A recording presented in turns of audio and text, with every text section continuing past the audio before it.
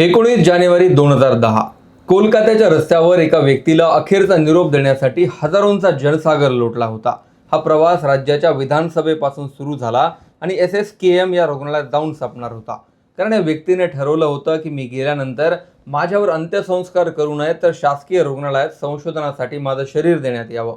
या दिवशी कोलकात्यातल्या रस्त्यांवर फक्त हजारोंच्या संख्येने लोकच उतरले नव्हते, तर तत्कालीन राष्ट्रपती प्रतिभाताई पाटील, तत्कालीन पंतप्रधान मनमोहन सिंग, सोनिया गांधी, शरद पवार, प्रणव मुखर्जी, चंद्रबाबा नायडू, उमर अब्दुल्ला यासारखे दिग्गज होतेच। आणि निरोप देण्यासाठी शेजारच्या देशातून बांगलादेशच्या पंतप्रधान शेख हसीना, माजी राष्ट्रपती एचएम इरशाद आणि भूटानच्या परराष्ट्र मंत्र्यांसह दिग्गजांची उपस्थिती या माणसाने राजकीय कारकिर्दीत किती आदर कमावलाय याची ग्वाही देत होती। हा निरोप अशा नेत्याला होता ज्याला 4 वेळा पंतप्रधान होण्यासाठी विचारणा झाली, ज्यापैकी राजीव गांधी यांनी स्वतः 2 वेळा विचारलं होतं, पण पक्षाने नकार दिला आणि संधी गेली। या नेत्याने पश्चिम बंगालच्या मुख्यमंत्री पदावर 1977 ला विराजमान झाल्यानंतर पुढची 24 वर्ष निर्विवादपणे राज्य केलं आणि एक नवा अध्याय लिहिला। शेवटपर्यंत मुख्यमंत्री पदावर न राहता एका योग्य क्षणाला निवृत्तीही जाहीर करून सत्तेचा मोह सोडला। ही स्टोरी आहे दिवंगत कम्युनिस्ट नेते ज्योती बसू यांची। ममता बॅनर्जी यांना भाजपने सत्तेतून पायउतार केल्यानंतर पश्चिम बंगालच्या त्या इतिहासाची आठवण येते ज्याने सर्वाधिक काळ राज्य करण्याचा विक्रम स्वतःच्या नावावर केला होता आणि या साम्राज्याला उलथवून टाकण्यासाठी 34 वर्ष जाऊ द्यावी लागली। हे साम्राज्य उलथवून टाकण्यासाठी ममता बॅनर्जींनी कधी काँग्रेसची मदत घेतली तर कधी जनता दलाची, पण कम्युनिस्टांची ओळख ज्या माणसामुळे झाली ते ज्योती बसू कोण होते आणि बंगालमध्ये कम्युनिस्टांनी सलग 34 वर्ष राज्य कसं केलं त्याची स्टोरी मी या व्हिडिओत सांगणार आहे। नमस्कार, मी विशाल, तुम्ही पाहताय story.com। व्हिडिओला सुरुवात करण्यापूर्वी एक आठवण, या चॅनलवर तुम्ही नवीन असाल किंवा चॅनल सबस्क्राईब केलेलं नसेल तर story.com ला सबस्क्राईब जरूर करा। ज्योती बसू, ममता बॅनर्जींचा बंगालच्या राजकारणात उदय होण्याच्याही आधीचा हा काळ होता। तेव्हा भाजप तर सोडा, पण TMCचाही बंगालमध्ये जन्म झालेला नव्हता। सलग 23 वर्ष मुख्यमंत्री राहिलेल्या ज्योती बसू यांनी केवळ एका राज्याचं राजकारण बदललं नाही, तर भारतातील कम्युनिस्ट चळवळीला मुख्य प्रवाहातल्या सत्तेपर्यंत नेण्याचं काम केलं। जन्म 8 जुलै 1914 रोजी कलकत्त्यात एका सुशिक्षित आणि संपन्न बंगाली कुटुंबातला। वडील डॉक्टर होते आणि घरात उच्च मध्यमवर्गीय वातावरण होतं। शिक्षणासाठी सेंट झेवियर स्कूल आणि नंतर प्रेसिडेन्सी कॉलेजमध्ये शिक्षण घेतलं। पुढे कायद्याचं शिक्षण घेण्यासाठी ते 1935 मध्ये लंडनला गेले आणि तिथेच त्यांच्या राजकीय विचारसरणीत मोठा बदल झाला। त्या काळात युरोपमध्ये समाजवाद, कामगारी चळवळी, साम्यवादाचा प्रभाव वाढत होता। लंडनमध्ये प्रसिद्ध राजकीय विचारवंत हॅरोल्ड लास्की यांच्या प्रभावाखाली बसू आले। त्यांनी तिथे भारतीय विद्यार्थ्यांच्या डाव्या संघटनांमध्ये सहभाग घेतला आणि ब्रिटनच्या कम्युनिस्ट पक्षासोबत जवळीक वाढवली। याच काळात त्यांचा कल पूर्णपणे मार्क्सवादी विचारसरणीकडे झुकला। भारतात परतल्यानंतर 1940 मध्ये कम्युनिस्ट पार्टी ऑफ इंडिया अर्थात CPI मध्ये प्रवेश केला आणि कामगार संघटनांमधून सक्रिय राजकारण सुरू केलं। विशेषतः रेल्वे कामगारांमध्ये त्यांनी मोठं संघटन उभं केलं। ब्रिटिशांविरोधातल्या आंदोलनांमध्ये सहभाग घेताना त्यांना अनेकदा अटक झाली। 1946 मध्ये ते बंगाल विधानसभेत निवडून आले आणि तिथून त्यांच्या संसदीय राजकारणाची सुरुवात झाली। भारत स्वतंत्र झाल्यानंतरही त्यांनी डाव्या राजकारणाला जनाधार मिळवून देण्यासाठी काम सुरू ठेवलं। 1960च्या दशकात पश्चिम बंगालमध्ये अन्नटंचाई, बेरोजगारी आणि काँग्रेस विरोधी वातावरण वाढत होतं। या पार्श्वभूमीवर डाव्या पक्षांची ताकद वाढू लागली। 1964 मध्ये CPI मध्ये मोठी फूट पडली। चीन समर्थक आणि अधिक कट्टर मार्क्सवादी गटाने communist party of India Marxist म्हणजे CPIM ची स्थापना केली। ज्योती बसू हे या नव्या पक्षाचे संस्थापक नेत्यांपैकी एक बनले। 1967च्या पश्चिम बंगाल विधानसभा निवडणुकीत काँग्रेसला मोठा धक्का बसला आणि विविध डाव्या आणि प्रादेशिक पक्षांनी मिळून युनायटेड फ्रंट सरकार स्थापन केलं। CPIM हा त्या आघाडीतला सर्वात मोठा घटक बनला होता। ज्योती बसू मुख्यमंत्री पदाचे मोठे दावेदार होते, पण तडजोडीच्या राजकारणातून बांगला काँग्रेसचे अजय मुखर्जी मुख्यमंत्री झाले आणि ज्योती बसू उपमुख्यमंत्री बनले। ते पश्चिम बंगालचे पहिले उपमुख्यमंत्री मानले जातात। त्या काळात राज्यात प्रचंड राजकीय अस्थिरता, अन्न आंदोलनं, कामगार संप, नक्षलवादाचा उदय सुरू होता। बसू यांच्या प्रशासनात डाव्या विचारसरणीचा प्रभाव वाढवण्याचा प्रयत्न केला। 1969 मध्ये पुन्हा युनायटेड फ्रंट सरकार आलं आणि ज्योती बसू पुन्हा उपमुख्यमंत्री झाले। यावेळी त्यांच्याकडे गृहमंत्री पदही होता, पण सततच्या संघर्षांमुळे आणि आघाडीतील अंतर्गत वादांमुळे सरकार कोसळत राहिलं। 1977च्या दशकात सुरुवातीला पश्चिम बंगालमध्ये नक्षलवादी हिंसा, पोलीस कारवाया आणि काँग्रेस सरकारच्या कठोर धोरणांमुळे परिस्थिती अत्यंत अस्थिर बनली. त्या काळात काँग्रेसचे सिद्धार्थ शंकर रे मुख्यमंत्री होते आणि त्यांनी नक्षलवाद दडपण्यासाठी कठोर कारवाया केल्या. 1975 मध्ये देशात आणीबाणी लागू झाल्यानंतर डाव्या पक्षांनी काँग्रेसच्या विरोधात भूमिका घेतली. पश्चिम बंगालमध्ये काँग्रेस विरोधी भावना आणखी तीव्र झाली आणि 1977च्या निवडणुकीत CPIMच्या नेतृत्वाखाली लेफ्ट फ्रंटने ऐतिहासिक विजय मिळवला. ज्योती बसू पहिल्यांदा मुख्यमंत्री बनले आणि तिथून पश्चिम बंगालमध्ये डाव्या राजकारणाचं एक नवं पर्व सुरू झालं.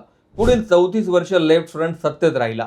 त्यापैकी 23 वर्ष ज्योती बसू मुख्यमंत्री होते. हा काळ भारतीय लोकशाहीत सर्वात दीर्घकाळ टिकलेल्या निवडून आलेल्या कम्युनिस्ट सरकारांपैकी एक मानला जातो. 2010ला ज्योती बसू यांचं निधन झालं तेव्हा ते भारतातले सर्वाधिक काळ मुख्यमंत्री राहिलेले नेते होते. नंतर हा विक्रम सिक्कीमचे मुख्यमंत्री पवन कुमार चामलिंग यांच्या नावावर झाला, तर दुसऱ्या क्रमांकावर ओडिशाचे माजी मुख्यमंत्री नवीन पटनायक यांची वर्णी लागते. सत्ता हातात आल्यानंतर ज्योती बसू यांनी सर्वात मोठा भर ग्रामीण राजकारण आणि जमीन सुधारणांवर दिला. ऑपरेशन बर्गा ही त्यांची सर्वात प्रसिद्ध योजना मानली जाते. या योजनेअंतर्गत शेतकऱ्यांना जमीन कसण्याचे हक्क देण्यात आले. जमीनदारांची अतिरिक्त जमीन जप्त करून भूमिहीनांना वाटण्यात आली आणि ग्रामीण भागात डाव्या पक्षाचा मजबूत जनाधार तयार झाला. लाखो गरीब शेतकरी, दलित, आदिवासी आणि अल्पसंख्याक समुदाय डाव्या आघाडीसोबत जोडले गेले.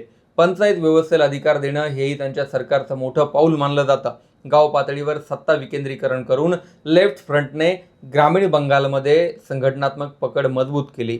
CPIMचे केडर गावागावात सक्रिय झाले आणि पंचायत, शिक्षक संघटना, कामगार संघटना, विद्यार्थी संघटना अशा प्रत्येक स्तरावर डाव्या पक्षांनी प्रभाव निर्माण केला. 1980 आणि 1990च्या दशकात पश्चिम बंगालमध्ये लेफ्ट फ्रंट जवळपास अजिंक्य बनला. निवडणुकांमध्ये त्यांना वारंवार 2/3 किंवा त्यापेक्षा जास्त बहुमत मिळत राहिलं.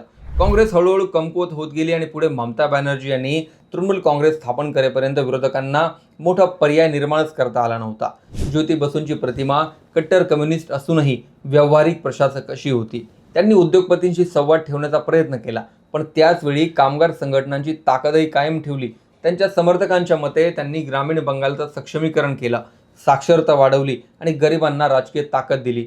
तर टीकाकारांच्या मते त्यांच्या काळात औद्योगिक गुंतवणूक कमी झाली. मोठे उद्योग पश्चिम बंगालमधून बाहेर गेले आणि राज्याची अर्थव्यवस्था मागे पडली. 90च्या दशकापर्यंत ज्योती बसू हे देशातलं मोठं नाव झालं होतं आणि बंगालच्याही पलीकडे जाऊन दिल्लीतही ज्योती बसूंच्या नावाला वजन मिळालं होतं. हे तेच ज्योती बसू आहेत ज्यांना पंतप्रधान करण्यासाठी खुद्द काँग्रेसने विनंती केली होती. 1989 मध्ये राजीव गांधी यांच्या काँग्रेसला स्पष्ट बहुमत मिळालं नव्हतं आणि देशात नॅशनल फ्रंट सरकार स्थापन करण्याच्या हालचाली सुरू होत्या. त्या काळात भ्रष्टाचार विरोधी लाटेमुळे काँग्रेस कमकुवत झाली होती, पण राजीव गांधी यांना भाजपला सत्तेपासून दूर ठेवायचं होतं. अनेक राजकीय आठवणी आणि डाव्या नेत्यांच्या मुलाखतींमध्ये असा उल्लेख येतो की राजीव गांधी यांनी अप्रत्यक्षपणे ज्योती बसू यांचं नाव स्वीकारार्ह असल्याचे संकेत दिले.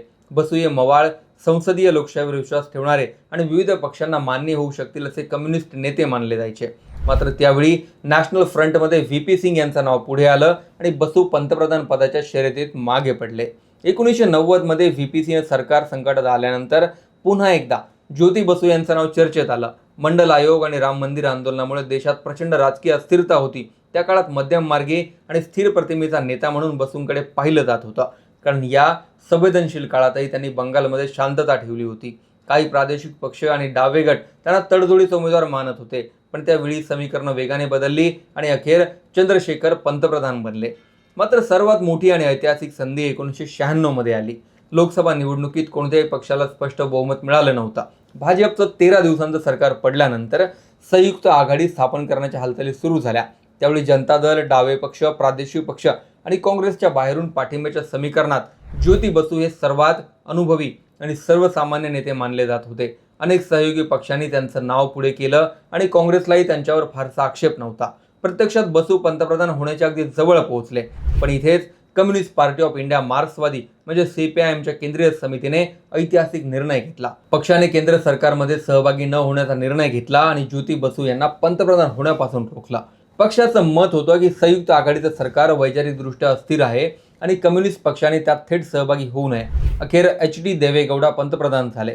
पुढे ज्योती बसू यांनी स्वतः या निर्णयाला हिस्टॉरिक ब्लंडर म्हणजेच ऐतिहासिक चूक म्हटलं. या काळात शरद पवारांनाही पंतप्रधान होण्याची इच्छा होती, पण फारसा पाठिंबा नव्हता. मात्र देशातले बरेच प्रादेशिक पक्ष स्वतःहून ज्योती बसू यांचं नाव सुचवत होते. 1997 मध्ये देवेगौडा सरकार कोसळल्यानंतर आणि नवीन नेतृत्वाच्या शोधात असतानाही बसू यांचं नाव पुन्हा चर्चेत आलं होतं. पण सीपीआयएमच्या भूमिकेमुळे ते पुन्हा मागे राहिले आणि अखेर आय.के. गुजराल पंतप्रधान बनले. त्यामुळे ज्योती बसू हे भारताचे न बनलेले पंतप्रधान म्हणूनही ओळखले जातात. विशेष म्हणजे डाव्या विचारसरणीचे असूनही ते अतिशय व्यावहारिक आणि आघाडी राजकारण समजणारे नेते मानले जायचे. म्हणूनच काँग्रेसपासून प्रादेशिक पक्षांपर्यंत अनेकांना ते स्वीकारार्ह वाटायचे. 1996 मध्ये सीपीआयएमने वेगळा निर्णय घेतला असता तर भारताला पहिल्यांदाच एका कम्युनिस्ट पंतप्रधानाचं नेतृत्व पाहायला मिळालं असतं. ज्योती बसू यांचं कौतुक अजून एका गोष्टीसाठी केलं जातं, ते म्हणजे शेवटपर्यंत खुर्चीला चिटकून बसण्याचा मोह त्यांनी कधीही धरला नाही. साल 2000 मध्ये वाढत्या वयामुळे त्यांनी स्वतःहून मुख्यमंत्रीपद सोडण्याचा निर्णय घेतला आणि बुद्धदेव भट्टाचार्य यांच्याकडे सूत्र दिली. पण ज्योती बसू यांनी उभारलेली संघटना एवढी मजबूत होती की पुढचं दशकभर कम्युनिस्ट पक्ष सत्तेत राहिला. टीएमसीचा जन्म होण्याआधी 1980 आणि 1990च्या दशकात गावागावात सीपीआयएमचं संघटन इतकं मजबूत झालं होतं की निवडणुका जवळपास एकतर्फी व्हायच्या. 1977, 1982, 1987, 91, 96 आणि 2001 अशा सलग निवडणुकांमध्ये लेफ्ट फ्रंट पुन्हा सत्तेत येत राहिला. 1977 मध्ये डाव्या आघाडीने 294 पैकी तब्बल 230 जागा जिंकल्या होत्या, तर सीपीआयएम एकट्याने 178 जागा जिंकत इतिहास रचला. पुढे 1987 मध्ये लेफ्ट फ्रंटने सर्वाधिक 251 जागा जिंकण्याचा विक्रम केला. तो पश्चिम बंगालच्या राजकारणातील सर्वात मोठ्या विजयापैकी एक मानला जातो. मात्र या दीर्घ सत्तेमुळे डाव्या पक्षांवर केडरराज, राजकीय हिंसाचार, उद्योग पलायन आणि प्रशासनातील पक्ष हस्तक्षेपाचे आरोप वाढू लागले. 1990च्या दशकात अखेरीस बंगालची अर्थव्यवस्था मागे पडत असल्याची भावना वाढत होती. अखेर राज्याबाहेर उद्योग जात होते, बेरोजगारी वाढत होती आणि सीपीआयएमच्या स्थानिक संघटनांवर दडपशाहीचे आरोप होत होते. अशाच काळात काँग्रेसमधून पुढे आलेल्या ममता बॅनर्जी या राज्यातील सर्वात आक्रमक विरोधी चेहरा बनल्या. साधी राहणी, रस्त्यावर उतरून आंदोलन करण्याची शैली आणि थेट कम्युनिस्ट नेतृत्वाला आव्हान देण्याची तयारी यामुळे त्यांना सामान्य लोकांमध्ये वेगळी ओळख मिळाली. 1998 मध्ये त्यांनी काँग्रेसपासून वेगळं होत ऑल इंडिया तृणमूल काँग्रेस म्हणजेच टीएमसीची स्थापना केली. सुरुवातीला त्यांना फारसं यश मिळालं नाही, पण त्यांनी सीपीआयएम विरोधी मतांचं केंद्रीकरण सुरू केलं. 2001च्या विधानसभा निवडणुकीत लेफ्ट फ्रंट अजूनही मजबूत होता. त्या निवडणुकीत डाव्या आघाडीने 199 जागा जिंकल्या, त्यापैकी सीपीआयएमकडे 143 जागा होत्या. ममता बॅनर्जींची तृणमूल काँग्रेस अजूनही राज्यव्यापी पर्याय म्हणून पूर्णपणे उभी राहिली नव्हती, पण त्यानंतर परिस्थिती वेगाने बदलली. 2006 मध्ये बुद्धदेव भट्टाचार्य यांच्या नेतृत्वाखाली लेफ्ट फ्रंटने पुन्हा एकदा मोठा विजय मिळवत 235 जागा जिंकल्या, तर सीपीआयएमने 176 जागा मिळवल्या. हा विजय पाहून अनेकांना वाटलं की डाव्या आघाडीचं वर्चस्व अजून दशकभर टिकेल, पण याच काळात सरकारच्या औद्योगिक धोरणांमुळे परिस्थिती उलटी फिरू लागली. सिंगूर आणि नंदीग्राम ही दोन आंदोलनं पश्चिम बंगालच्या राजकारणातील टर्निंग पॉईंट ठरली. सिंगूरमध्ये टाटा नॅनो प्रकल्पासाठी शेतकऱ्यांची जमीन अधिग्रहित करण्यात आली, तर नंदीग्राममध्ये प्रस्तावित केमिकल हबसाठी जमीन घेण्याच्या विरोधात मोठं आंदोलन उभं राहिलं. स्थानिक शेतकरी, ग्रामीण जनता आणि विरोधी पक्षांनी सरकारवर जबरदस्तीचा आरोप केला. 2007 मध्ये नंदीग्राममध्ये पोलीस कारवाई दरम्यान गोळीबार झाला आणि 14 आंदोलनकर्त्यांचा मृत्यू झाला. या घटनेने संपूर्ण बंगाल हादरला. ममता बॅनर्जी यांनी या आंदोलनाचं नेतृत्व केलं आणि स्वतःला गरीब, शेतकरी आणि सामान्य लोकांचा आवाज म्हणून उभा केलं. त्यामुळे ग्रामीण बंगालमध्ये लेफ्ट फ्रंटचा पारंपरिक आधार ढासळू लागला. नंदीग्रामच्या या आंदोलनात ममता बॅनर्जींचा सर्वात मोठा आधार शुभेंदू अधिकारी होते. याच काळात परिवर्तन म्हणजे बदल हा ममता बॅनर्जींचा मुख्य नारा बनला. 2008च्या पंचायत निवडणुका आणि 2009च्या लोकसभा निवडणुकीत तृणमूल काँग्रेसने मोठं यश मिळवलं आणि डाव्या आघाडीचा पराभव शक्य असल्याची भावना पहिल्यांदाच निर्माण झाली. अखेर 2011च्या विधानसभा निवडणुकीत तृणमूल काँग्रेस आघाडीने ऐतिहासिक विजय मिळवला. लेफ्ट फ्रंट फक्त 62 जागांवर आला, तर सीपीआयएम एकट्याला केवळ 40 जागा मिळाल्या. जवळपास 34 वर्षांची कम्युनिस्ट सत्ता संपुष्टात आली आणि ममता बॅनर्जी 2011ला मुख्यमंत्री बनल्या. त्यानंतर डाव्या पक्षांची घसरण थांबलीच नाही. अनेक केडर तृणमूलमध्ये गेले, ग्रामीण संघटनावरची पकड सुटली आणि काँग्रेस विरोधी मुख्य शक्ती म्हणून भाजप पुढे येऊ लागला. एकेकाळी 250हून अधिक जागा जिंकणारा लेफ्ट फ्रंट पुढे 2 आकड्यांमध्ये संघर्ष करू लागला.